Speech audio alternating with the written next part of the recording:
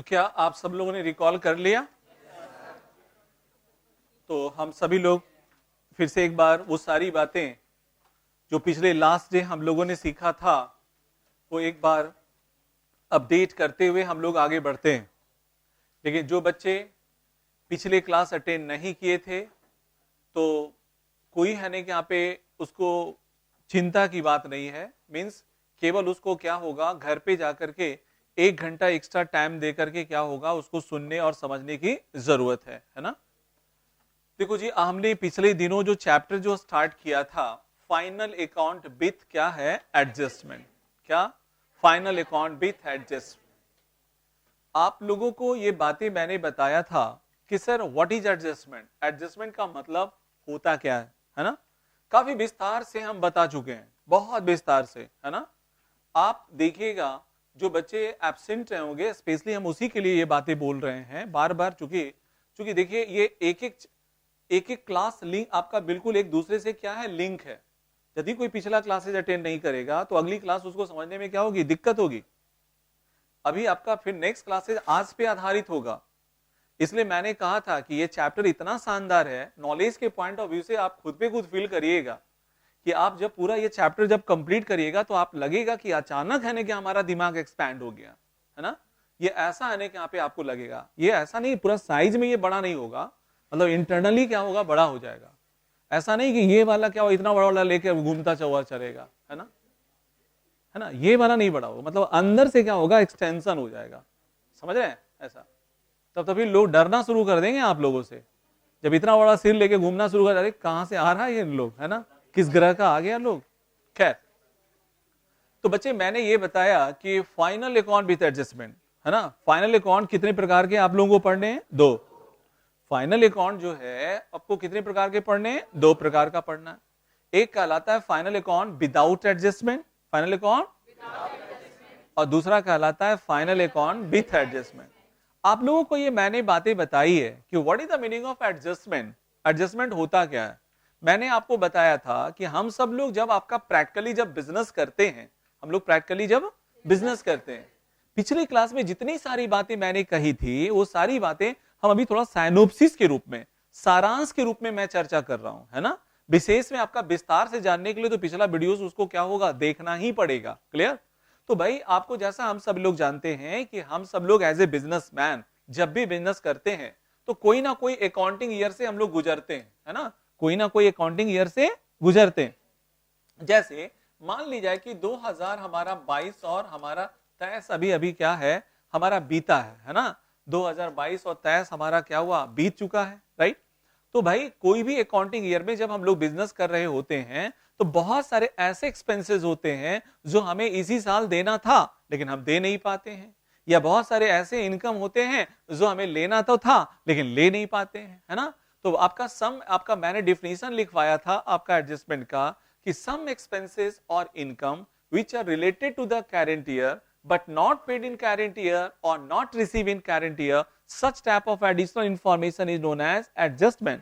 मतलब बहुत सारे ऐसे खर्चे होते हैं या इनकम होते हैं जो मेरा करंट ईयर से रिलेटेड तो होता है लेकिन हम करंट ईयर में दे नहीं पाते या करंट ईयर में ले नहीं पाते, तो ऐसे एडिशनल इंफॉर्मेशन को हम लोग क्या कहते हैं, एडजस्टमेंट कहते हैं। उसी को एडिशनल इंफॉर्मेशन भी कहते हैं, क्या कहते हैं, एडिशनल इंफॉर्मेशन कहते हैं, राइट। एडिशनल इंफॉर्मेशन ऑलवेज कहां दिखाया जाता है, ट्रायल बैलेंस के बाहर। कहां दिखाया जाता है, ट्रायल बैलेंस के बाहर दिखाया जाता है, राइट। ये हमारा ट्रायल बैलेंस आपका है और ये आपका एडजस्टमेंट हमारा जो है ये हमारा डेबिट बैलेंस हो गया और ये हमारा क्रेडिट आपका क्या हो गया, बैलेंस हो गया, राइट। डेबिट बैलेंस और क्रेडिट बैलेंस। इसके बाद हमारा जो बाहर लिखा जाता है इसे हम लोग एडिशनल इंफॉर्मेशन कहते हैं। एडिशनल आपका इंफॉर्मेशन के नाम से जानते हैं या इसी को हम लोग कहते हैं एडजस्टमेंट आइटम के नाम से जाना जाता है। इसे एडजस्टमेंट इसलिए नाम दिया गया है, एक बात तो पक्की है कि सर हम लोग एक्चुअली में जो पैसा हम दे चुके रहते हैं या जो ले चुके रहते हैं वो ट्रायल बैलेंस के अंदर दिखाया जाता है और जो देना बाकी है या लेना बाकी है वो ट्रायल बैलेंस के कहां दिखाया जाता, बाहर, राइट। तो ये आप जैसे फॉर एग्जांपल के तौर पे मैंने आपसे ये कहा था कि आप लोगों ने एक ऑफिस को रेंट पे लिया, एक ऑफिस को रेंट पे लिया, मान लीजिए 10,000 रुपया पर मंथ पे ऑफिस को रेंट पे लिया, है ना। पूरे 12 महीने की आपका रेंट कितना हुआ? 1,20,000। कितना हुआ? हम लोग जो फाइनल अकाउंट बनाते हैं, पहले ये कंसेप्ट समझना बहुत जरूरी है कि हम लोग फाइनल अकाउंट जो बनाते हैं ऑलवेज और ऑलवेज 1 ईयर के लिए, कितने लिए? 1 अकाउंटिंग ईयर के लिए बनाते हैं। 1 साल समय अवधि के लिए क्या करते हैं? बनाते हैं। आपके 12 महीना के लिए हम लोग क्या करते हैं? बनाते हैं। क्या ये बात समझ में आ रही है? आपका पूरे 12 महीने के लिए 12 मंथ के लिए हम लोग क्या करते हैं? बनाते हैं। क्लियर? तो भाई इसका मतलब है हमारा 12 महीने के लिए हम लोग क्या करते हैं? बनाते हैं बच्चे। तो आप रेंट की यदि यहाँ पे बात करोगे, रेंट है हमारा 10,000 रुपया पर मंथ पे, 10,000 रुपया पर मंथ पे, 10,000 रुपया पर मंथ पे हमारा है। तो पूरे 12 महीने का कितना हुआ? 1,20,000। कितना? 1,20,000 हुआ। तो 1,20,000 रुपया हुआ, लेकिन हम लोगों ने अभी तक दिया है कितना? 1,00,000 रुपया। कितना दिया? अभी हमें कितना देना बाकी है? 20,000 रुपया। इसे हम लोग बोलेंगे आउटस्टैंडिंग रेंट। क्या बोलेंगे? Outstanding rent. क्या ये बात समझ में आ रही है? या अब दूसरा हमारा जो है ये आपका हो गया आउटस्टैंडिंग, क्या हो जाएगा? रेंट हो जाएगा। आउटस्टैंडिंग क्या होगा? रेंट। क्या पॉइंट क्लियर? ओके। अब मान लिया जाए कि एक मैंने आपको और दूसरा एग्जांपल ये दिया था कि एक मान लीजिए हमने एक स्टाफ को अपॉइंट किया, हमने स्टाफ को अपॉइंट किया। मान लीजिए कि हमने 30,000 रुपया पर मंथ पे रखा, तो पूरे आपका 12 महीने का कितना हुआ? 3,60,000। कितना हुआ? लेकिन मैंने उसे 4,00,000 रुपया दे दिया। कितना दिया? 4,00,000 रुपया। मैंने 4,00,000 रुपया दे दिया और होता है केवल कितना? 3,60,000 रुपया होता है पूरे 12 महीने का। इसका मतलब मैंने अगले साल से रिलेटेड कितना दे दिया? 40,000 रुपया। इसे बोलेंगे प्रीपेड आपका क्या होगा? सैलरी। क्या बोलेंगे? Prepaid salary. तो ये आपका जो सैलरी हमारा है वो मैंने कितना टोटल पे किया है? 4,00,000 रुपया। कितना जी? 4,00,000। और अगले साल से रिलेटेड मैंने जो दे दिया है वो कितना रुपए का मैंने दे दिया? प्रीपेड हमारा क्या हो जाएगा? सैलरी। प्रीपेड सैलरी हो जाएगा कितना रुपया? 40,000 रुपया। कितना? 40,000 रुपया। क्या ये बातें समझ में आई? ऐसे तो ये हमने आपका प्रीपेड हमारा क्या हो जाएगा? सैलरी कितना रुपया? 40,000 रुपया। क्लियर? एक आइटम और मैंने एग्जाम्पल के तौर पे दिया था कि भाई मान लीजिए कि हमने किसी को लोन दिया। मान लीजिए कि मैंने 2,00,000 रुपया किसी को लोन दिया, और लोन जब देते हैं तो हम लोग जनरली आपका क्या मुफ्त में किसी को देते हैं क्या? नहीं। हमने उसे कहा कि भैया 15% के रेट से इंटरेस्ट लेंगे। पूरे 12 महीने का रेंट आपका इंटरेस्ट कितना हुआ? 30,000 रुपया। कितना हुआ? 30,000 रुपया हुआ। लेकिन मुझे अभी तक इंटरेस्ट जो मिला है वो केवल और केवल 25,000 रुपया मिला। कितना मिला? 25,000 रुपया मिला। और अभी भी हमें इंटरेस्ट क्या है? लेना बाकी है। हमें भी आपका इंटरेस्ट लेना बाकी है, जिसे हम लोग बोलेंगे एक्रूड इंटरेस्ट। क्या बोलेंगे? एक्रूड इंटरेस्ट बोलेंगे। और ये हमारा 5,000 रुपया अभी भी हमारा लेना बाकी है। ओके। अब देखो इसी के बेसिस पे मैंने आपको बताया था कि जब हम प्रॉफिट एंड लॉस अकाउंट बनाते हैं या हम लोग आपका जो बैलेंस शीट बनाते हैं, ये सब का हमारा जो बनाने का मकसद है पूरे 12 महीने का नेट प्रॉफिट या नेट लॉस क्या करना? जानना। राइट? पूरे 12 महीने का नेट प्रॉफिट नेट लॉस जानना। इसलिए यहाँ पे हम लोग लिखते हैं फॉर द ईयर एंडिंग। क्या लिखते हैं? फॉर द ईयर एंडिंग लिखते हैं। Okay, for the year ending. अब जरा सोचो, ये पूरे 12 महीने का है, तो 12 महीने का नेट प्रॉफिट और नेट लॉस जानना है। इसका मतलब मुझे 12 महीने का एक्सपेंडिचर डालना पड़ेगा, 12 महीने का इनकम डालना पड़ेगा, ना तो ज्यादा ना तो कम। यदि मैंने 12 महीने से कम पे किया है तो मुझे क्या करना पड़ेगा? ऐड करना पड़ेगा। यदि मैंने 12 महीना से ज्यादा दे दिया तो क्या करना पड़ेगा? लेस करना पड़ेगा। 12 महीना से कम आया होगा तो ऐड करेंगे, और 12 महीना से ज्यादा आ गया होगा तो क्या करेंगे? लेस करेंगे। क्या ये बात समझ में आई? ऐसे तो ओके, ये सारी बातें मैं ऑलरेडी बता चुका हूं, लेकिन ये सारी बातें मैं अभी रिपीट कर रहा हूं पहले, उसके बाद मैं नए टॉपिक्स पे जाऊंगा। ठीक है? अब जरा सोचिए, अब जहां तक बात है रेंट की बात है, पूरे 1 साल का रेंट हमारा कितना हुआ? 1,20,000। लेकिन अभी तक मैंने केवल कितना पे किया? 1,00,000 रुपया। तो बच्चे 1,00,000 रुपया हमने यहां दिखा दिया, और ये हमें पूरे 12 महीने का मुझे दिखाना पड़ेगा, यानी 1,20,000 रुपया हमारा रेंट होना चाहिए। तो पूरे 12 महीने का हम डालेंगे तभी तो है कि यहाँ पे मेरा नेट प्रॉफिट 12 महीने का निकल पाएगा। तो इस आउटस्टैंडिंग रेंट को हमें क्या करना पड़ेगा? जोड़ना पड़ेगा कि घटाना पड़ेगा? जोड़ना पड़ेगा। क्या करना पड़ेगा? जोड़ना पड़ेगा। ये हमारा आउटस्टैंडिंग हमारा क्या होगा? रेंट। पूरे 20,000 रुपया को हमने क्या किया? ऐड कर दिया। और चूंकि मेरे ऊपर ये क्या है? लायबिलिटीज है। क्या है? लायबिलिटीज है ना? ये पूरे हमारा जो है लायबिलिटीज है, ये हमारा बैलेंस शीट हुआ, और ये हमारा क्या है? लायबिलिटीज, और ये अमाउंट रुपीज, और ये मेरा क्या होगा? एसेट्स, और ये क्या होगा? रुपीज। ये हमारा आउटस्टैंडिंग आपका क्या हो जाएगा? रेंट हो जाएगा। आउटस्टैंडिंग क्या होगा, रेंट। आउटस्टैंडिंग रेंट कितना हो जाएगा, 20,000 रुपया। कितना जी, 20,000 रुपया। क्या ये बातें समझ में आई? ऐसे तो ये हमारा जो है 20,000 रुपया हमारा हो जाएगा आउटस्टैंडिंग, हमारा क्या हो जाएगा, रेंट हो जाएगा। क्या पॉइंट क्लियर? क्या अब देखो यहाँ हमारा आउटस्टैंडिंग रेंट, आपका रेंट हमारा 1,00,000 रुपया प्लस हमने जो जोड़ दिया तो 20,000 रुपया यहाँ मैंने ऐड कर दिया और ये मैंने यहाँ पे शो कर दिया लायबिलिटी साइड में। आपको ये बात मैंने बताया था कि ट्रायल बैलेंस के अंदर जितने सारे आइटम होंगे सभी का आपका आपका क्या होगा, सिर्फ और सिर्फ कितने जगह एंट्री होगा, एक जगह। लेकिन जो ट्रायल बैलेंस के बाहर होता है, जो एडिशनल इंफॉर्मेशन होता है, उसी आपका उसका ट्रीटमेंट ऑलवेज कितने जगह होता है, 2 जगह होता है ना बच्चे। तो हम यहाँ पे किसी ना किसी आइटम को प्लस करते हैं या माइनस करते हैं, इसलिए हम लोग इसे एडजस्टमेंट आइटम के नाम से जानते हैं, है ना। दूसरा आइटम की बात करें, सैलरी की बात करें, क्या करें, सैलरी। सैलरी की यदि बात करें तो सैलरी ऑलरेडी हमारा कितने का है, 4,00,000 रुपए का। लेकिन पूरे 12 महीने का सैलरी होता कितना है, 3,60,000। तो 3,60,000 दिखाने के लिए मुझे प्रीपेड सैलरी को प्लस करना पड़ेगा या माइनस, क्या करना पड़ेगा, माइनस करना पड़ेगा। तो ये प्रीपेड हमने क्या किया, प्रीपेड आपका क्या हो जाएगा, सैलरी। प्रीपेड सैलरी बिल्कुल आसान है ना। मैं बहुत बहुत डिटेल्स में समझा चुका हूं और वो जो बच्चे नहीं सुने होंगे अभी आज सुनेंगे तो उसको लगेगा ये सब सारी बातें नेचुरली वे में अपने आप आ रहा है ना। तो ये आपका 3,60,000 और मैंने जो आपका एडवांस के रूप में दिया है प्रीपेड आपका क्या हो जाएगा, सैलरी। प्रीपेड सैलरी कितने रुपए का, 40,000 रुपए का। कितने का, 40,000 रुपए का। क्या ये पॉइंट क्लियर हुआ? अगला पॉइंट एंड नेक्स्ट पॉइंट आपका इंटरेस्ट है। पूरे इंटरेस्ट आपका 1 साल का होता है 30,000 रुपया। कितना होता है, 30,000 रुपया होता है। लेकिन अभी तक मुझे मिला कितना है, 25,000। अभी भी लेना कितना बाकी है आपका, 5,000 रुपया लेना बाकी है। एक्रूड इंटरेस्ट हो जाएगा 5,000 रुपया। टोटल हमारा कितना हो जाएगा, 30,000 रुपया हो जाएगा, राइट ऐसे। और ये हमारा हो जाएगा एक्रूड इंटरेस्ट। क्या हो जाएगा, एक्रूड इंटरेस्ट हो जाएगा। और एक्रूड इंटरेस्ट कितने रुपए का, 5,000 रुपए का होगा। कितने का, 5,000। क्या यहां तक समझ में आया? यहां तक कितने लोगों का क्लियर है? पहले हाथ उठा लें एक बार, ठीक है। चलो ठीक है। तो इतनी सारी बातें मैंने आपको फिर से दोबारा मैंने क्या किया, अपडेट कर दिया है ना। मैंने पूरी सारी बातें अपडेट कर दिया। आज से अभी हम लोग क्या करेंगे, अब हम लोग ये जानेंगे बहुत सारे एडजस्टमेंट आइटम के बारे में, ट्रीटमेंट हम लोग जानेंगे, अकाउंटिंग ट्रीटमेंट। करीब आपको लिखवाएंगे 15 से 20 आपको एडजस्टमेंट आइटम के बारे में हम आपका ट्रीटमेंट लिखवाएंगे कि किसका ट्रीटमेंट कहां कहां होता है और उसी पे आधारित आप लोगों को नॉमरिकल यानी टास्क क्या होगा, मिलना शुरू हो जाएगा, है ना। आज से ही आप लोगों को टास्क मिलना क्या होगा, शुरू हो जाएगा, राइट। पहला दिन जो टास्क मिलेगा 1 to 5, कितने, 1 to 5, 1 से लेके 5 तक का आज टास्क मिलेगा।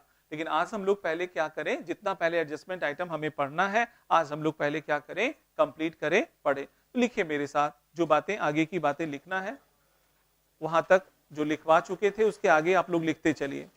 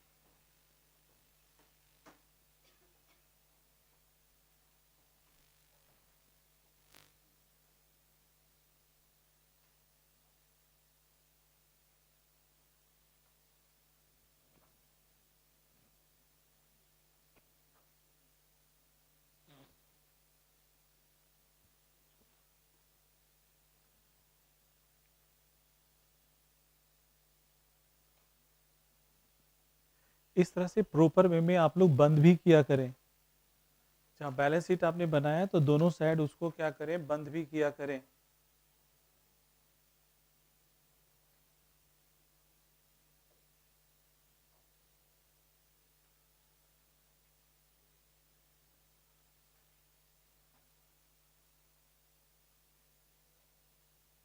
नोट हो गया सबका?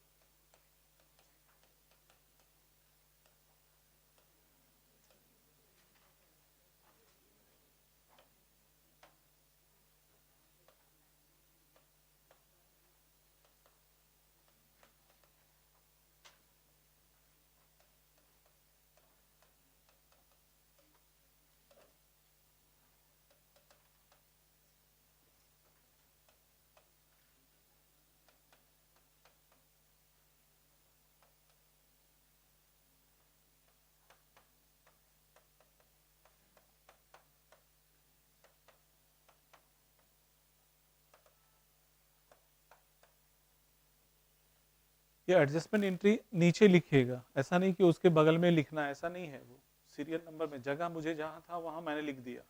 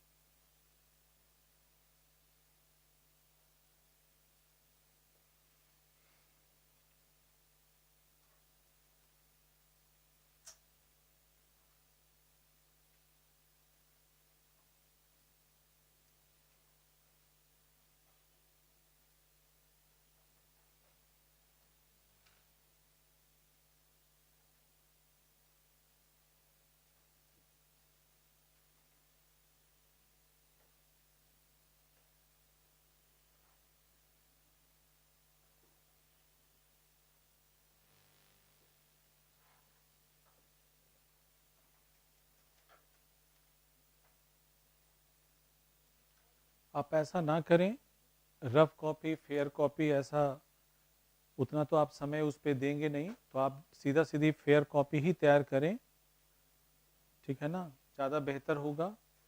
और जो बच्चे ऐसा सोचते हैं कि चलो अभी पहले रफ कर लेते हैं फिर फेयर करते हैं, उतना समय देते हैं, तो उसके लिए भी वो ठीक है।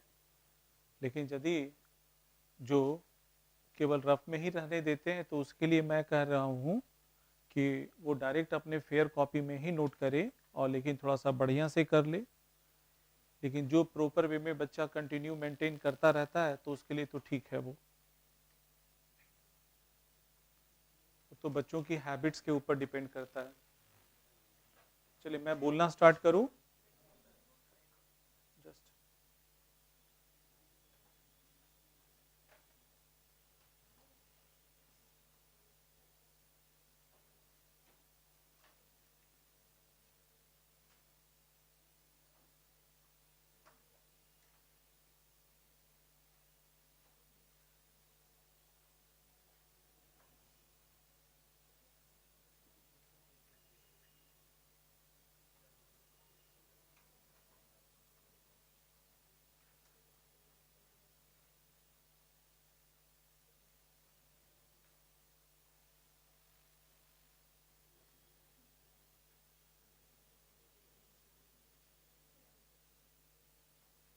चलिए देखिए समझिए, अभी मैंने लिखा है, मैंने जैसा अभी चर्चा किया है, बिल्कुल पूरी तरह कंसंट्रेट होकर के सुने और समझे, और सभी बातें, सभी का ट्रीटमेंट याद रखिएगा, क्योंकि जैसे जैसे आप नॉमरिकल बनाना शुरू कीजिएगा तो वो ये सारे आइटम कभी ट्रायल बैलेंस के अंदर नजर आएगा, कभी बाहर नजर आएगा।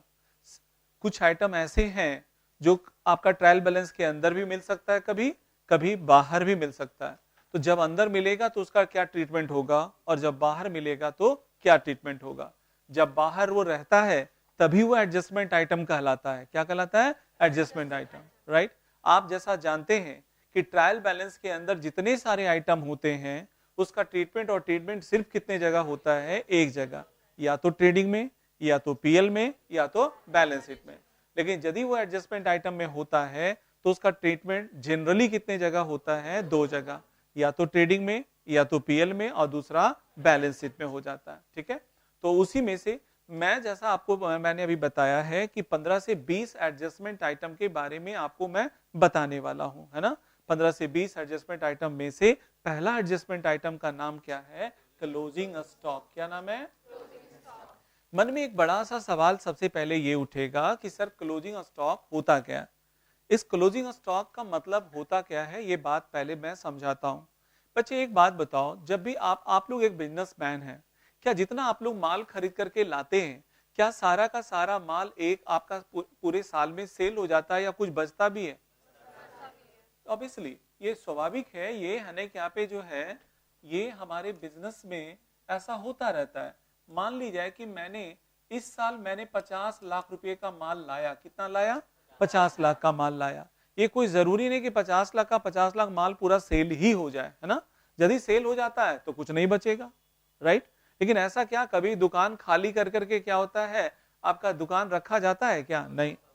तो भाई इसका मतलब है मैंने 50 लाख रुपए का माल खरीदा, और मान ली इसमें से 40 लाख रुपए का मैंने माल क्या किया? बेच दिया। 40 लाख रुपए का माल मैंने क्या किया? बेच दिया। तो मेरा साल के अंत में कितना मेरा बच गया? 10 लाख रुपए का। कितने का? 10 लाख का मेरा माल क्या हुआ? बच गया। तो साल के अंत में जो माल बच जाता है उसे कहते हैं क्लोजिंग स्टॉक। क्या कहते हैं? Closing stock. या मान लीजिए कि 200 करोड़ रुपए का आपने अपने बिजनेस के लिए माल खरीदा है, आपने 150 करोड़ रुपए का माल क्या किया? बेच दिया। तो आपका माल कितना बचा हुआ है? 50 करोड़ रुपए का। तो साल के अंत में जो बिना बिका हुआ माल होता है उसी को कहते हैं क्लोजिंग स्टॉक। क्या कहते हैं? क्लोजिंग स्टॉक कहा जाता है। यानी उसी को मैंने यहाँ पे लिखा है, unsold goods at the end of accounting year is called closing stock. Is called closing stock. और इस साल का जो क्लोजिंग स्टॉक है, मान लीजिए कि ये हमारा, मान लीजिए 2000 हमारा आपका 22 और 23 हो गया, और इसका अकाउंटिंग ईयर फिर हमारा नेक्स्ट आ जाएगा 2023 और क्या आएगा? 24। तो इसका जो क्लोजिंग स्टॉक होगा वो अगले साल के लिए क्या बन जाएगा? ओपनिंग बन जाएगा। क्या बन जाएगा? ओपनिंग। इस साल का जो क्लोजिंग स्टॉक होगा वो अगले साल के लिए क्या कहलाएगा? ओपनिंग कहलाएगा। क्या कहलाएगा? ओपनिंग। और ये 2023 और 24 का जो क्लोजिंग होगा वो नेक्स्ट ईयर के लिए क्या कहलाएगा? ओपनिंग कहलाएगा। क्या ये बात समझ में आ रही है? ये सिलसिला ऐसे चलता रहता है ना। अब क्लोजिंग स्टॉक कितने जगह मिल सकता है? दो जगह। दोनों जगह एक ही बार में नहीं रहेगा, या तो एक आपका क्या होगा? ट्रायल बैलेंस के अंदर रहेगा, या तो ट्रायल बैलेंस के बाहर रहेगा। आप लोगों को अभी तक जितने सारे सवाल जनरली मिला था वो ट्रायल बैलेंस के कहां रहा था? बाहर। तो ट्रायल बैलेंस के कहां मिला था? बाहर। लेकिन बच्चे अंदर भी क्लोजिंग स्टॉक क्या होगा? मिल सकता है। तो क्लोजिंग स्टॉक यदि ट्रायल बैलेंस के अंदर रहेगा तो उसका ट्रीटमेंट सिर्फ कितनी जगह होगा? एक जगह। वो कहां? बैलेंस शीट के एसेट साइड में। कहां? बिल्कुल यहीं पे याद होते जाना चाहिए, है ना। आप बताओ यदि क्लोजिंग स्टॉक कितने जगह मिल सकता है? कितने जगह मिल सकता है? दो जगह। एक ट्रायल बैलेंस के और दूसरा ट्रायल बैलेंस के। ट्रायल बैलेंस के अंदर मिलेगा तो उसका ट्रीटमेंट सिर्फ कितने जगह? एक जगह। वो कहां?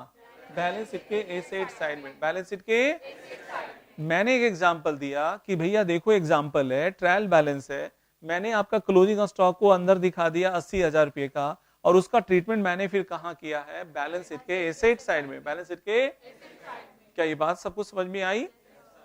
तो आप ये देखा कि भाई ट्रायल बैलेंस के अंदर रहेगा तो उसका ट्रीटमेंट बैलेंस शीट के कहां होगा? एसेट साइड में। बैलेंस शीट के एसेट। लेकिन यदि ट्रायल बैलेंस के बाहर रहेगा, ट्रायल बैलेंस के बाहर, ट्रायल बैलेंस का बाहर का मतलब है एडजस्टमेंट आइटम। क्या? Adjustment item. और ट्रायल बैलेंस का बाहर का मतलब होता है एडजस्टमेंट आइटम, और ये एडजस्टमेंट आइटम के रूप में रहेगा तो उसका ट्रीटमेंट कितने जगह? 2 जगह। उसका ट्रीटमेंट कितने जगह? 2 जगह। उसका ट्रीटमेंट कितने जगह? 2 जगह।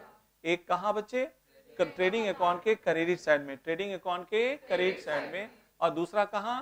बैलेंस शीट के एसेट साइड में, बैलेंस शीट के एसेट साइड में। क्या ये बातें सबको समझ में आई? यस। बैलेंस शीट के कहां? एसेट साइड में। क्या पॉइंट क्लियर हुआ? ऐसे। तो चलिए हम आपका ट्रेडिंग अकाउंट के क्रेडिट साइड में दिखा दिया। ये हमारा आपका हो गया ट्रायल बैलेंस, और ये क्लोजिंग स्टॉक हमारा ट्रायल बैलेंस के अंदर, सॉरी, ट्रेडिंग अकाउंट के क्रेडिट साइड में, और दूसरा बैलेंस शीट के कहां? एसेट साइड में। दूसरा बैलेंस शीट के कहां? एसेट साइड में। बच्चे ये हो गया। अब दूसरा हमारा आइटम है आपका, इसका एडजस्टमेंट एंट्री क्या होता है? एडजस्टमेंट एंट्री होता है closing stock account debit to trading account, closing stock account debit to, closing stock account debit to adjustment entry लिखने के लिए कहा जाता है। एडजस्टमेंट एंट्री आपका क्या होगा? तो एडजस्टमेंट एंट्री इसका क्या होगा? Closing stock account debit to क्या होगा? Trading account. क्या ये बातें समझ में आई? 10,000 रहेगा तो 10,000, 20 रहेगा तो 20,000, 50,000 रहेगा तो 50,000। क्या यहां तक क्लियर है? तो पहला आइटम आपने सीखा है क्लोजिंग स्टॉक के लिए। किसके लिए? चलिए एक बार अपने मन से आप बोलिएगा, क्लोजिंग स्टॉक कितनी जगह मिल सकता है? एक बोलो, पहला कहां? ट्रायल बैलेंस के अंदर, और दूसरा ट्रायल बैलेंस के अंदर मिलेगा तो ट्रीटमेंट कितने जगह? कहां? यदि बाहर मिलेगा एडजस्टमेंट आइटम के रूप में तो कितने जगह? नंबर 1, और दूसरा कहां? क्या क्लियर हुआ? हाँ, तो चलिए दूसरा एडजस्टमेंट आइटम लिखिए। आपका दूसरा एडजस्टमेंट आइटम लिखिए।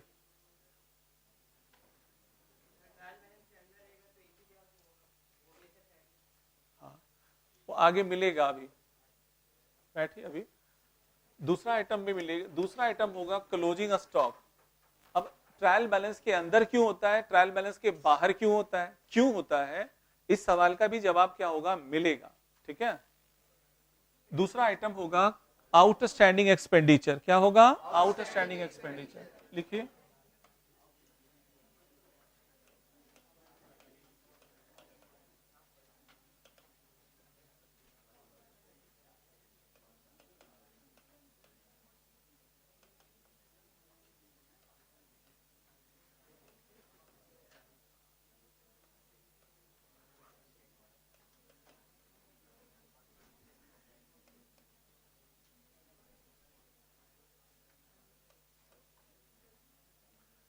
और ये सभी का ट्रीटमेंट अगले दिन हम पूछेंगे भी, ठीक है ना? तो इस आपको सबको याद भी रहना चाहिए।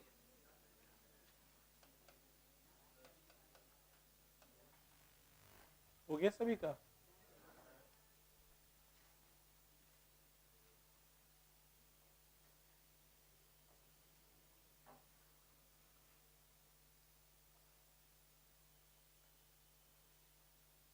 क्लोजिंग स्टॉक कब अंदर रहेगा, कब बाहर रहेगा, उस बात को सीखने के लिए एक उसमें पहले एक इंपॉर्टेंट चीज सीखना पड़ेगा, एडजस्टेड परचेज। क्या सीखना पड़ेगा? Adjusted purchase. वो चूंकि सब लोगों का भी क्लियर नहीं होगा, मैंने तो बताया था लेकिन अभी याद नहीं होगा, इसलिए मैंने उसको एक्सप्लेन नहीं किया। वहां पे आएगा, नॉमरिकल में आएगा। जब आप बनाना शुरू कीजिएगा ना नॉमरिकल 1 to 5 में, तो वहां पे मिलेगा। तब वहां पे क्या होगा? क्लियर करेंगे कि कब मिलेगा, कब नहीं मिलेगा, कब अंदर रहेगा, कब बाहर रहेगा। कितने लोगों को एडजस्टेड परचेज का फार्मूला याद है? लिखवाए थे ये फाइनल अकाउंट में, ये आपका एडजस्टेड परचेज बराबर लिखवाए थे। Opening stock plus net purchase minus closing stock, ये फार्मूला लिखवाए थे। आएगा वो जहां पे जरूरत आएगा ना, वहां पे बताएंगे।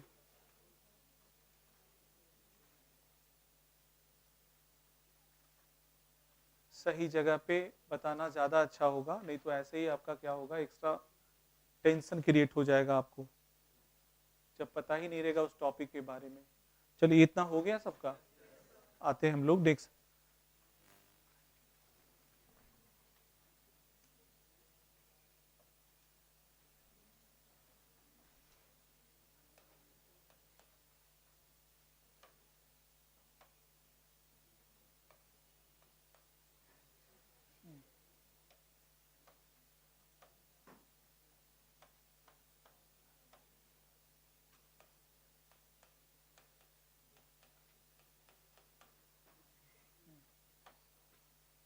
कुछ लोग है ना, वो शुरू से केवल दांत निकालने के लिए ही वो सीखा है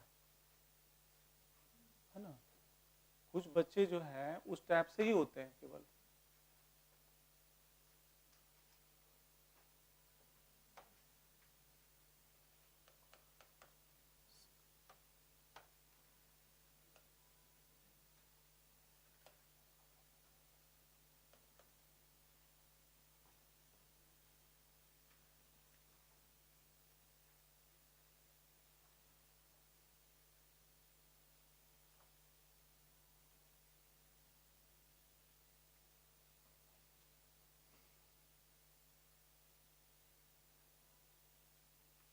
हो गया सबों का?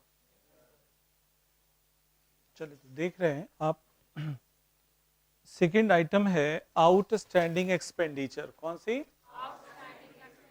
पहले अब ये समझिए कि आउटस्टैंडिंग एक्सपेंडिचर होता क्या है ना। तो बच्चे मान लिया जाए कि आप लोगों ने एक आपका जैसे एक ऑफिस को आपने रेंट पे लिया 30,000 रुपया पर मंथ पे। कितने पे? 30,000 रुपया पर मंथ पे एक ऑफिस को रेंट पे आपने लिया। तो पूरे 12 महीने का रेंट कितना होता है? 3,60,000। कितना? पूरे 12 महीने का रेंट हुआ 3,60,000 रुपया। लेकिन आपने अभी तक केवल पे किया है कितना? 3 लाख। कितना पे किया? 3 लाख। अभी भी कितना देना बाकी है? 60,000 रुपया। कितना देना बाकी है? तो those expenditure which are related to current year, those expenditure which are related to current year but not paid in current year is called outstanding expenditure. वैसे खर्चे जो इसी साल से रिलेटेड है लेकिन अभी तक मैंने दिया नहीं है, तो वैसे एक्सपेंडिचर को कहा जाता है आउटस्टैंडिंग एक्सपेंडिचर। क्या कहा जाता है? क्या ये पॉइंट समझ में आ रहा है? आउटस्टैंडिंग एक्सपेंडिचर मींस, आपको फिर से एक बार कह दें, वैसे खर्चे जो करंट ईयर से रिलेटेड। अब एक बार बार आ रहा है करंट ईयर। करंट ईयर का मतलब ये हुआ कि जिस साल के लिए आप अपना फाइनल अकाउंट बना रहे हैं, जैसे 2022 और 23 के लिए बना रहे हैं तो 2022 और 23 आपके लिए कहलाएगा करंट ईयर। यदि 2019 और 20 के लिए बना रहे हैं तो 2019 और 20 आपके लिए क्या कहलाएगा? Current year. 2015-16 के लिए बना रहे हैं तो 2015-16 क्या कहलाएगा? Current year. क्या ये बात समझ में आ रही है? जिस साल के लिए आप अपना फाइनल अकाउंट बना रहे होते हैं वो ईयर हमारा क्या कहलाता है? Current year. उसके पहले वाला कहलाता है प्रीवियस ईयर और उसके बाद वाला कहलाता है नेक्स्ट ईयर। क्या? Next year. अभी जैसे हम लोग करंट ईयर, हम लोगों का अभी सेशन कौन सा चल रहा है? 2024 और सॉरी नहीं 23 और 24। क्या चल रहा है? हम लोगों का फाइनेंशियल ईयर अभी जो चल रहा है वो 23 और 24, राइट। तो 23 और 24 हमारे लिए कहलाएगा करंट ईयर। क्या कहलाएगा? इसका नेक्स्ट ईयर हमारा जो कहलाएगा 24 और 25 कहलाएगा नेक्स्ट ईयर। क्या कहलाएगा? और 22 और 23 क्या कहलाएगा? बोलो। Previous year. पॉइंट क्लियर है? अब क्या, तो ये बातें क्लियर हो गया है कि भैया हमने एक ऑफिस को रेंट पे लिया था 30,000 रुपया पर मंथ पे। पूरे 12 महीने का हमारा रेंट कितना हुआ? 3,60,000। लेकिन मैंने केवल कितना दिया है? 3 लाख रुपया। अभी भी कितना देना बाकी है? 60,000। तो दैट इज नोन एज क्या हुआ? Outstanding rent. क्या है? देखो, आउटस्टैंडिंग रेंट दो जगह मिल सकता है। कितने जगह? ट्रायल बैलेंस के अंदर भी मिल सकता है और ट्रायल बैलेंस के बाहर। ट्रायल बैलेंस के अंदर और ट्रायल बैलेंस के बाहर, राइट। तो बच्चे ट्रायल बैलेंस के अंदर मिलेगा तो क्या ट्रीटमेंट होगा और ट्रायल बैलेंस के बाहर मिलेगा तो क्या ट्रीटमेंट होगा, ये दोनों बातें आपको समझना जरूरी है। देखो, ट्रायल बैलेंस के अंदर जब मिलेगा तो उसका ट्रीटमेंट सिर्फ कितने जगह होगा? एक जगह। उसका ट्रीटमेंट सिर्फ कितने जगह होगा? एक जगह। वो कहां? बैलेंस शीट के लायबिलिटी साइड में। बैलेंस शीट के, और वो रहेगा जब ट्रायल बैलेंस के अंदर जब रहेगा, तो ट्रायल बैलेंस के जब अंदर रहेगा तो उसको आप देख रहे हैं आपका उसका कैसा बैलेंस होगा? Credit balance. कैसा होगा? कैसा होगा? Credit balance. क्या ये बातें समझ में आई? ऐसे तो ये आपका क्रेडिट बैलेंस आपका होगा, राइट। तो ये जो आपका देख लिया आपने कि हमारा ये जो आपका आउटस्टैंडिंग एक्सपेंडिचर क्रेडिट बैलेंस है, तो उसे हमने कहाँ दिखाया? बैलेंस शीट के लायबिलिटी साइड में। बैलेंस शीट के कहाँ? लायबिलिटी साइड में। क्या ये पॉइंट्स क्लियर हुआ? चलो ये बातें। नेक्स्ट, यदि हमें एडजस्टमेंट आइटम के रूप में मिलेगा, कहाँ मिलेगा? एडजस्टमेंट आइटम के रूप में मिलेगा। तो एडजस्टमेंट आइटम के रूप में जब मिलेगा तो उसका ट्रीटमेंट कितने जगह होगा? दो जगह। एक आपका सबसे पहले रिलेटिंग एक्सपेंडिचर में, रिलेटिंग एक्सपेंडिचर के आपका मतलब रिलेटिंग एक्सपेंडिचर में ट्रेडिंग में या पीएल अकाउंट के डेबिट साइड में क्या करेंगे, ऐड करेंगे। क्या करेंगे, ऐड। जैसे फॉर एग्जांपल यहां पे आप देख रहे हैं कि हमारा टोटल रेंट कितना हो रहा था, 3,60,000। कितना, लेकिन हमने कितना पे किया, 3 लाख। अभी कितना देना बाकी है, तो 3 लाख रुपया जो हमने अभी तक पे किया वो ट्रायल बैलेंस के अंदर है, और जो हमें पे करना बाकी है वो ट्रायल बैलेंस के बाहर है। राइट। तो बच्चे आपका देख रहे हैं, ये सबसे पहले पीएल अकाउंट में मैंने दिखा दिया, पीएल अकाउंट में मैंने दिखा दिया। तो पीएल अकाउंट में सबसे पहले मैंने जब दिखा दिया तो ये टू रेंट हमारा 3 लाख रुपया हो गया, आउटस्टैंडिंग रेंट हमने 60,000 रुपया जोड़ दिया, 3 लाख कितना हो गया, 60,000 रुपया। 3 लाख कितना, 60,000 रुपया। उसके बाद बैलेंस शीट के लायबिलिटी साइड में फिर बैलेंस, चूंकि हमारे लिए लायबिलिटीज है, हमें चूंकि देना बाकी है तो हमारे लिए लायबिलिटीज है तो बैलेंस शीट के कहां दिखाएंगे, लायबिलिटी साइड में दिखाएंगे। और ये इसमें मैंने ऐड किया इसलिए कि जब तक हम जोड़ेंगे नहीं 60,000 रुपया तो 12 महीना के लिए हमारा 3,60,000 रुपया क्या होगा, नहीं होगा। क्या ये पॉइंट क्लियर हुआ। अब देखो आउटस्टैंडिंग, हम रेंट की बात किया, आउटस्टैंडिंग सैलरी हो सकता है, आउटस्टैंडिंग इंटरेस्ट हो सकता है, आउटस्टैंडिंग कमीशन हो सकता है। क्या ये बात समझ में आ रही है। आउटस्टैंडिंग वेजेस होगा, आउटस्टैंडिंग वेजेस जब रहेगा तो कहां ट्रीटमेंट होगा, ट्रेडिंग अकाउंट में होगा। कहां होगा, ट्रेडिंग अकाउंट में होगा। क्या ये बातें समझ में आई। तब वेजेस के साथ फिर आउटस्टैंडिंग वेजेस को ट्रेडिंग अकाउंट के डेबिट साइड में क्या करेंगे, जोड़ेंगे, और फिर बैलेंस शीट के लायबिलिटी साइड में आउटस्टैंडिंग वेजेस को क्या करेंगे, दिखाएंगे। इसलिए यहां पे मैंने लिखा है it is added with relating expenditure, it is added with relating expenditure in trading account या प्रॉफिट एंड लॉस अकाउंट, या आपका प्रॉफिट एंड लॉस अकाउंट। क्या ये बात समझ में आ रही है। या तो ये आपका जो है प्रॉफिट एंड लॉस अकाउंट की बातें कर रहे हैं ना, ऐसे। तो ये हमारा जो है ये आपका ट्रेडिंग अकाउंट या प्रॉफिट एंड लॉस अकाउंट। क्या ये पॉइंट क्लियर है, समझ में आया। तो ये आपका हो गया दूसरा हमारा आपका एडजस्टमेंट आइटम के रूप में आउटस्टैंडिंग एक्सपेंडिचर। इसका ट्रीटमेंट क्या होता है, लिखिए एडजस्टमेंट एंट्री, लिखिए adjustment entry, adjustment entry.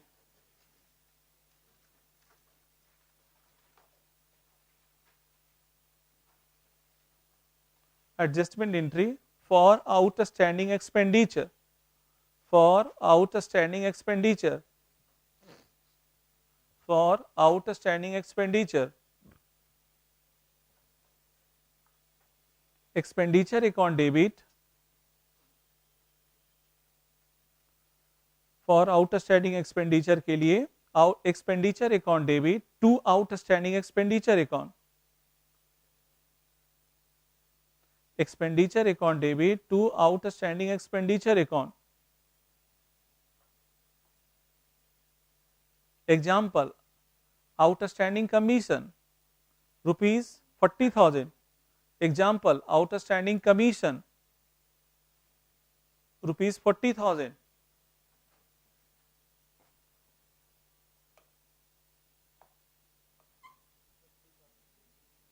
Outstanding commission rupees 40,000।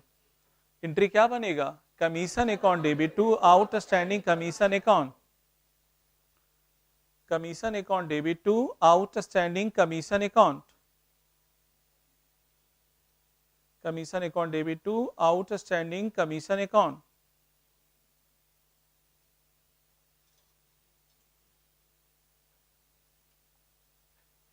तीसरा आइटम है प्रीपेड एक्सपेंडिचर, लिखिए तीसरा आइटम प्रीपेड एक्सपेंडिचर।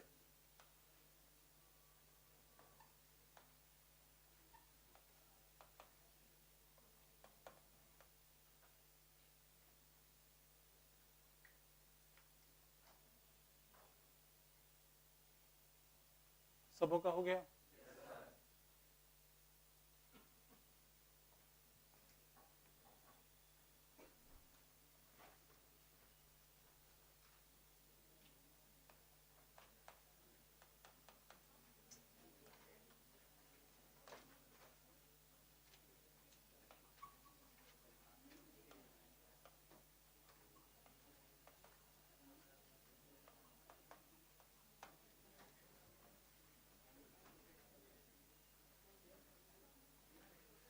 कुछ बच्चों को थोड़ा सा ये मैं बता दूं, जिस बच्चों को ऐसा लग रहा हो कि मेरा सांसें रुक गया है, क्योंकि 2 सवा 2 घंटा के बाद उसका जो है ना काउंट डाउन शुरू हो जाता है ना। मैं साइकोलॉजी समझता हूँ, उसको लगता रहता है कि अब तो गिर ही जाएंगे, अब तो बेहोशी आ जाएगा, अगल बगल अपना पानी वगैरह मंगवा के रखता है कि बेहोश हो जाएगा तो डांट देना मेरे पे। तो वो बातें ध्यान रखिए। ये फाइनल अकाउंट विद एडजस्टमेंट चल रहा है, मेरा पूरा 3 घंटा क्लासेस हुआ करेगा, 1 घंटा स्टैटिक्स और 2 घंटा मेरा क्या होगा, अकाउंट चलेगा। बात समझ में आ रही है? ये चैप्टर थोड़ा सा क्या है, काफी स्टैंडर्ड है, इसमें बहुत सारे इस तरह से डायग्राम बनेंगे। बात समझ में आ रही है? तो इसलिए इस चीज को है ना कि यहाँ पे आप अपना 3 घंटा के बाद है ना कि सांस वगैरह रुकना चाहिए, 2 सवा 2 घंटा में कि सर अब तो गए सर। हाँ, देख रहे हैं किसी का उल्टा श्वास भी चलना शुरू हो गया है। उल्टा श्वास चलना मतलब समझते हैं? हाँ, वो एक ही बात जब भगवान के पास जाता है ना तब होता है। इसलिए ये सब बातें नहीं सोचना है, ठीक है? बिना नोटिस का सोच रहा होगा कि छोड़ नहीं रहे, छोड़ नहीं रहे, है ना? यही कुछ बच्चों को जानते हैं ना, बस ऐसे ये साइकोलॉजी है। छटपटाहट लग रहा होगा, अब तो जाने, अब तो छोड़ दीजिए, अब तो छोड़ दीजिए, जान ले लीजिएगा क्या? हाँ, ऐसा नहीं, इसी में भलाई है, इसी में आपका जो है ना डेवलपमेंट होगा। खैर, तो चलिए आपका केस नंबर 2 लिखिए अभी। अब सुन लिए, अब मन अस्थिर कर करके आराम से बैठे रहिए, ठीक है ना?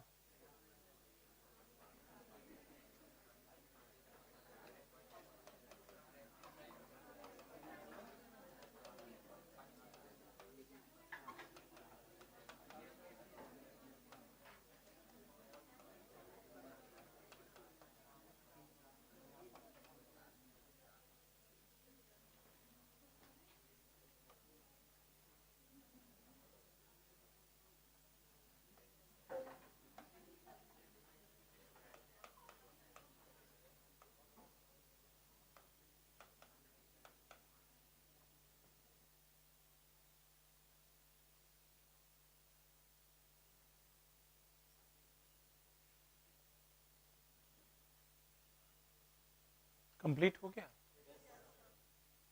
आइए तो देखिए, समझिए प्रीपेड एक्सपेंडिचर के बारे में।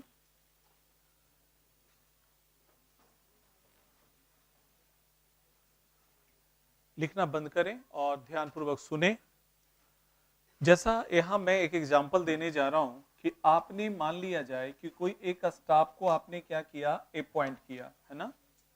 एक स्टाफ को आपने अपॉइंट किया, आपका 40,000 रुपया पर मंथ पे। कितने पे? आपने एक स्टाफ को अपॉइंट किया है 40,000 रुपया पर मंथ पे, तो पूरे 12 महीने का सैलरी कितना हुआ? 4,80,000 रुपया। कितना? 4,80,000 रुपया। तो 4,80,000 रुपया पूरे 1 साल का आपका क्या हुआ? सैलरी हुआ, ठीक है? लेकिन आपने उसे पे कर दिया है 5 लाख रुपया। कितना पे किया? इसका मतलब अगले साल से रिलेटेड आपने कितना दे दिया? 20,000 रुपया। कितना दिया? 20,000। तो आपका वैसे खर्चे जो अगले साल से रिलेटेड है, लेकिन मैंने आपका करंट ईयर में ही पे कर दिया हो, तो वैसे एक्सपेंडिचर को कहा जाता है प्रीपेड एक्सपेंडिचर। क्या कहा जाता है? Means those expenditure which are related to next year but paid in current year. भैया हमारे 1 साल का केवल है 4,80,000, लेकिन मैंने कितना दे दिया? 5 लाख रुपया। इसका मतलब अगले साल का भी मैंने इसी साल पे कर दिया है। कितना? 20,000 रुपया। इसे बोला जाता है प्रीपेड एक्सपेंडिचर। क्या? सैलरी मैंने ज्यादा दे दिया तो प्रीपेड सैलरी, रेंट ज्यादा दे दिया प्रीपेड रेंट, कमीशन ज्यादा दे दिया प्रीपेड कमीशन, इंटरेस्ट ज्यादा दे दिया प्रीपेड इंटरेस्ट, अब मैंने वेजेस ज्यादा दे दिया प्रीपेड वेजेस। क्या बात समझ में आ रही है? मैंने आपका इलेक्ट्रिक बिल ज्यादा दे दिया तो प्रीपेड इलेक्ट्रिक बिल। क्या पॉइंट क्लियर? अब प्रीपेड एक्सपेंडिचर जो है वो आपका कितने जगह मिल सकता है? 2 जगह। कितने जगह? एक ट्रायल बैलेंस के अंदर और दूसरा ट्रायल बैलेंस के बाहर। ट्रायल बैलेंस के अंदर मिलेगा तो उसका ट्रीटमेंट सिर्फ कितने जगह? 1 जगह। वो कहां? बैलेंस शीट के एसेट साइड में। कहां? कहां? बैलेंस शीट के एसेट साइड में। और गौर कीजिए, ये आपका ट्रायल बैलेंस के अंदर जब आपका प्रीपेड एक्सपेंडिचर रहेगा तो उसका कैसा बैलेंस होगा? Debit balance. और वो जाके डेबिट बैलेंस होने के कारण ही बैलेंस शीट के कहां दिखेगा? एसेट साइड में। बैलेंस शीट के कहां दिखेगा? एसेट साइड में। क्या ये बातें समझ में आई? तो ये आपका जो है प्रीपेड आपका सैलरी कितना हो गया? 20,000 रुपए। कितने? 20,000 रुपया। क्या ये पॉइंट क्लियर हुआ? तो बच्चे ये हमारा जो है ये आपका मान ली प्रीपेड हमारा रेंट होता तो दिखाते प्रीपेड रेंट बैलेंस शीट के कहां? एसेट साइड में। कहां दिखाते? बैलेंस शीट के एसेट साइड में। कुछ बच्चे और दिमाग लगा रहे होंगे कि सर क्या ये प्रीपेड सैलरी, प्रीपेड जैसे सैलरी है तो बच्चे इस सैलरी के अलावा मेरा ट्रायल बैलेंस में सैलरी भी होगा। क्या होगा? बहुत सारे आइटम रहे होंगे, बहुत सारे आइटम रहे होंगे। क्या बात समझ में आ रही है? ऐसा नहीं है कि इसका आपका यही है, आपका आपका सैलरी ऊपर में ऑलरेडी क्या हुआ? रहा होगा। ठीक है ये तो भाई इसका मतलब है प्रीपेड सैलरी हमारा आपका कितना रुपया है? 20,000 रुपया। मैंने कहा दिखा दिया? बैलेंस शीट के एसेट साइड में। देखो कहता है इसका कैसा बैलेंस है? Debit balance. कैसा? स्वाभाविक है, एसेट साइड में दिखाएंगे तो डेबिट बैलेंस ही होगा। लायबिलिटी साइड में दिखाते तो कैसा बैलेंस रहता? Credit balance. जैसा कि आपका आउटस्टैंडिंग एक्सपेंडिचर के केस में आप लोगों ने देखा। क्लियर? तो भाई यहाँ आपका अब यदि एडजस्टमेंट आइटम के रूप में मिलेगा तो उसका ट्रीटमेंट कितने जगह होगा? 2 जगह। एडजस्टमेंट आइटम का मतलब वो ट्रायल बैलेंस के कहां रहेगा? बाहर। ट्रायल बैलेंस के बाहर। अब देखो कहता है सर आपका यदि एडजस्टमेंट आइटम के रूप में मिलेगा तो उसका ट्रीटमेंट कितने जगह होगा? 2 जगह। कितने जगह? एक नंबर 1 कहां? ट्रेडिंग अकाउंट में या प्रॉफिट एंड लॉस अकाउंट के डेबिट साइड में रिलेटिंग एक्सपेंडिचर में क्या करेंगे? लेस करेंगे। क्या करेंगे? क्यों लेस करेंगे? क्योंकि भैया वो अगले साल से रिलेटेड है। करंट ईयर का एग्जैक्ट जानने के लिए मुझे क्या करना पड़ेगा? अगले साल वाला तो लेस करना ही पड़ेगा ना। मैंने 5 लाख दे दिया और हमारा 4,80,000 ही दिखाना है तो 20,000 रुपए का तो माइनस करना ही पड़ेगा ना। तो इसका मतलब ट्रेडिंग अकाउंट में या प्रॉफिट एंड लॉस अकाउंट के डेबिट साइड में रिलेटिंग एक्सपेंडिचर में से क्या करेंगे? लेस करेंगे। क्या ये बातें समझ में आई? क्या पॉइंट क्लियर हुआ? तो प्रीपेड हमारा हो जाएगा क्या? एक्सपेंडिचर है ना। प्रीपेड एक्सपेंडिचर के लिए आपका ट्रीटमेंट कितने जगह होगा? 2 जगह। पहला तो हमारा ट्रेडिंग या पीएल अकाउंट के डेबिट साइड में रिलेटिंग एक्सपेंडिचर में से घटा देंगे और दूसरा बैलेंस शीट के कहां दिखाएंगे? एसेट साइड में। जैसे फॉर एग्जांपल ये हमारा सैलरी है कितने रुपए का? 5 लाख रुपए का। कितने का? 5 लाख का है। प्रीपेड सैलरी मैंने 20,000 रुपया माइनस कर दिया। ये हमारा प्रॉफिट एंड लॉस अकाउंट हमारा सैलरी हो गया 5 लाख का। प्रीपेड सैलरी हमारा कितने रुपए का? 20,000 रुपए का। कितने का? मैंने कर दिया। और 4 लाख कितना दिखा दिया? 80,000 रुपया। 4,80,000। फिर बैलेंस शीट के एसेट साइड में दिखा दिया कितना? 20,000 रुपया। कितना? क्या यहां तक क्लियर है? लिखिए एडजस्टमेंट एंट्री। हाँ पहले यहां तक क्लियर हुआ सबको? कितने लोग आगे समझ में? Adjustment entry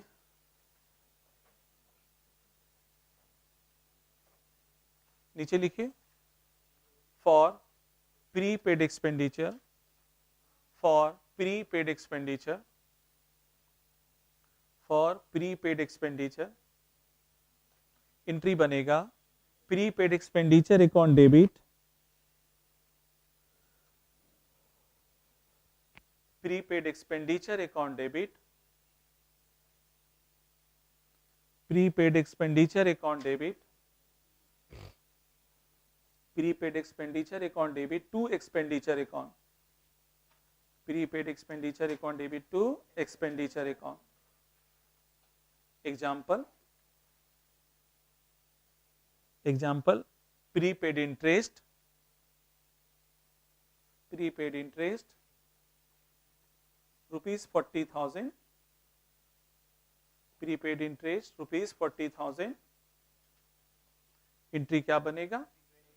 prepaid interest account debit, prepaid interest account debit to interest account, prepaid interest account debit to interest account. 40,000 जितना भी रहेगा उतना ही लिखेंगे। ठीक है, चलिए नेक्स्ट एक आइटम और बताएंगे, उसी पे आपको टास्क मिल जाएगा। ठीक है, डिप्रिसिएशन। कौन सी? डिप्रिसिएशन। तब आपको मिलेगा आज का टास्क। कितना नंबर आइटम है? 4 है क्या?